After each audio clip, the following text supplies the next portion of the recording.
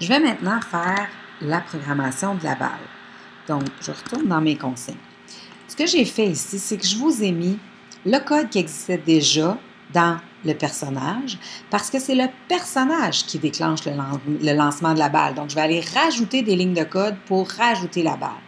Alors, la première chose que je vais faire, c'est rajouter juste en dessous de MonoBehavior ces lignes qui sont là. Alors, je viens sélectionner juste celles qui sont dans le carré rouge ici. Je vais faire bouton droit de copier ou commande C, ce sera encore mieux. Je m'en vais dans Unity et je reprends mon script du personnage qui est ici, donc le contrôle du joueur. Donc, juste en dessous de MonoBehavior, je peux mettre un espace vide. Je vais coller mes nouvelles lignes. Ça ici, vous allez les voir tantôt, ça va me permettre de dire c'est quoi la préfab que je veux utiliser. Donc, ma préfab, vous vous souvenez, on l'a fait dans Unity avec la balle, on l'a préparée, mais on va lui dire qu'on veut celle-là. Et même chose, le lieu de spawn, vous vous souvenez que j'ai préparé un objet qui s'appelait point spawn, bien, je vais lui dire que c'est lui qui est le lieu de spawn. Donc, vous allez voir tantôt comment on va faire ça. Donc, je retourne dans mes consignes. Donc, après le mouvement, tout de suite après le mouvement, je rajoute une condition. Donc, je vais la prendre ici, la condition. Je retourne dans mon code. Après le mouvement, je me laisse des espaces libres. La condition ici, elle dit, si je pèse sur une clé et que c'est l'espace, je tire la balle. C'est ça que je veux. Je veux que quand on pèse sur espace, la balle soit tirée. Maintenant, tirer la balle, comment on fait ça? C'est la dernière partie. Donc, vous voyez que ici, j'ai une dernière accolade. Donc, juste en haut de la dernière accolade, je vais créer ce que je viens de faire là. Donc, je copie ça aussi. Je fais commande C. Je reviens dans mon code. Dernière accolade est là. Je vais me mettre entre les deux. Voilà. Et je vais coller ma fonction qui dit tirer la balle. Avez-vous remarqué tantôt, je vais juste faire undo. Voyez-vous, ça, c'est rouge. Mais quand je colle, ça devient plus rouge. Parce que là, il dit, OK, je sais comment tirer la balle. Au début, il ne savait pas. Je ne l'avais pas mis la fonction pour tirer la balle. Mais maintenant, il sait. Donc, il va l'appeler. Alors, je crée la balle à partir de ma préfab. Donc, je crée une variable balle qui va être une instance. On appelle ça une instance quand je crée une balle parce que je vais pouvoir en créer plusieurs si je veux. Qui va utiliser la préfab de la balle, la position du lieu de spawn, mais aussi la rotation du lieu de spawn. Ensuite, je lui mets une vélocité. C'est ce qui va faire que ma balle va avancer. Donc, je multiplie par en avant, je multiplie par 6. C'est la façon de le faire avancer. Et si ça fait 2 secondes qu'elle existe, elle va se détruire. Donc, ça, c'est aussi une façon de faire pour qu'elle se détruise après 2 secondes. J'enregistre mon code et je vais maintenant voir dans Unity. J'en profite pour vous dire qu'en bas, on a un objet, un panneau qui s'appelle la console. Alors, si dans la console, vous avez des erreurs, des messages en rouge, ça veut dire qu'il y a quelque chose qui n'est pas correct dans votre code. Et à ce moment-là, il faut aller vérifier. Donc, tantôt, je l'avais fait en collant pas à la bonne place ma procédure ma fonction de la balle, de tirer balle. Alors, ça ne fonctionnait pas. J'avais plein de messages d'erreur. Il faut que ce soit parfait pour que ça fonctionne. Si c'est parfait, je fais play, je l'essaie. Donc, je peux encore bouger, avancer, reculer, ça n'a pas changé. Est-ce que ma balle se tire? Oups! Quand je fais ça, il me dit, attention, il y a quelque chose qui ne marche pas. Ben oui, je vais vous montrer pourquoi. Donc, je l'arrête. Alors, moi, je lui ai dit, j'ai 2 variables, la préfab et le lieu de spawn. Donc, je dois lui dire, c'est quoi cette préfab-là? Alors, je vais m'en retourner dans le dossier préfab sur mon personnage. OK? Donc, dans le panneau projet, je prends ma préfab et je sélectionne mon personnage.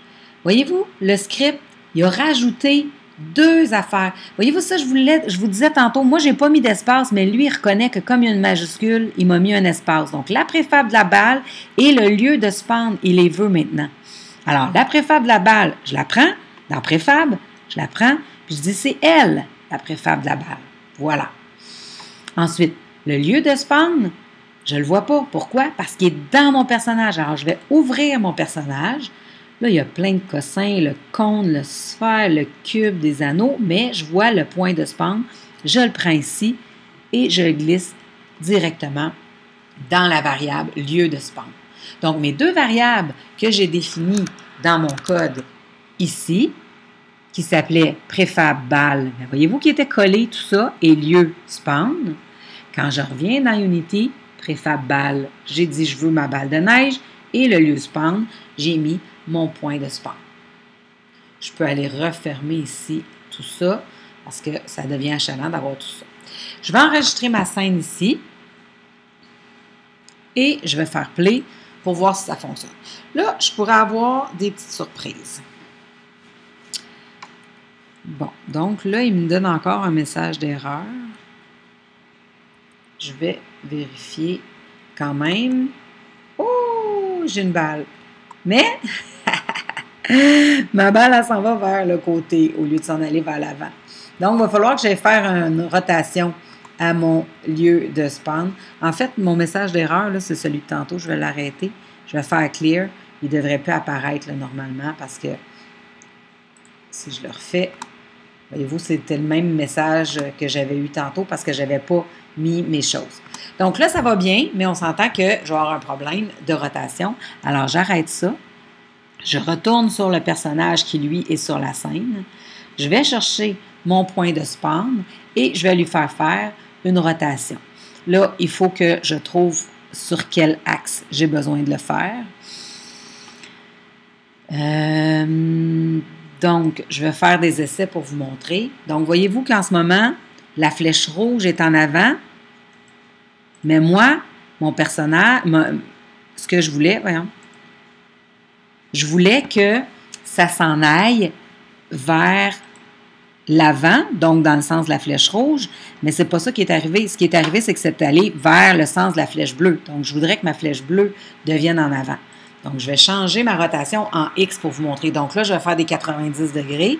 Alors, si je fais 90, c'est pas ça que je veux. Là, ma flèche bleue est rendue vers le haut. C'est pas ça. Donc, je vais laisser mon 0 là. OK? Lui est à moins 180. Je ne toucherai pas pour l'instant. Je vais essayer le Z pour vous montrer. Donc, si je fais 90 du Z, c'est pas ça que je veux non plus. J'ai envoyé l'autre en arrière. Donc, je le laisse à 0. Si je change celui-ci maintenant, donc au lieu de moins 180, si je mets moins 90, pas 90, 90, ah, là, voyez-vous, il est en avant. Donc, il était à moins 180 parce que je suivais mon personnage, mais je ne veux pas que ce soit comme ça. Je veux vraiment que ce soit par en avant. Donc, je l'ai changé. Qu'est-ce qui arrive quand on change quelque chose qui est une préfab? Il faut faire Apply. Donc, je reprends mon personnage et je fais Appliquer.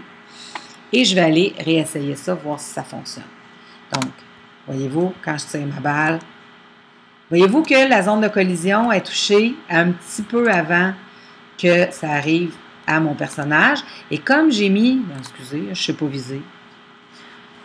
Allô, vise donc comme du monde, tiens. Bon, comme j'ai mis une grosse zone de collision, ça ne se rend même pas au Sunday, mais comme j'ai mis les notions de rigid body et de je ne vais pas vous le dire, oui, de rigid body, ça fait que finalement, ça dévie sur ça, donc ça rebondit. Alors, si j'avais par exemple des murs ou des objets qui sont inanimés, je pourrais m'en servir. Là, dans mon cas, pour l'instant, ça fait juste rebondir, mais ce que je vais faire après, c'est m'organiser pour que l'objet disparaisse quand je le tire. Donc, c'était une étape assez longue. Il va nous rester juste une petite dernière étape, c'est-à-dire aller faire disparaître l'objet pour que la cible disparaisse ou, dans le fond, que notre ennemi meure.